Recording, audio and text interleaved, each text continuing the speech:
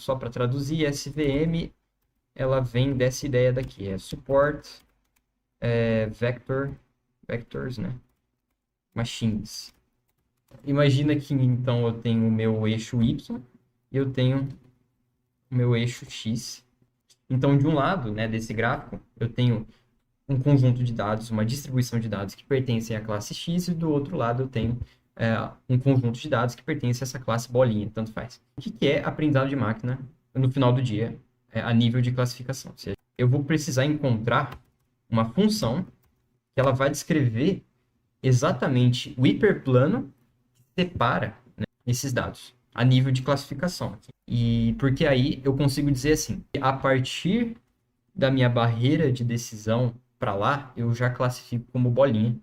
Se existe algum outro dado, sei lá, que ele cruza essa barreira para o lado do X, então quer dizer que esse dado ele é X. Só que a diferença, né, da SVM, ela trabalha, na verdade, com vetores de suporte. E aí vocês perguntam o que são vetores de suporte. Assim, imagina que a gente tem uma linha, que é o nosso hiperplano. Então, aqui em cima eu tenho os meus dados X, aqui embaixo os meus dados bolinha. Vocês perguntam assim, mas qual que é o melhor hiperplano que otimiza a separação entre esses dados, tá ligado? Porque, por exemplo, eu poderia ter um outro hiperplano assim, né? Ele tende mais para um lado do que para o outro, por exemplo.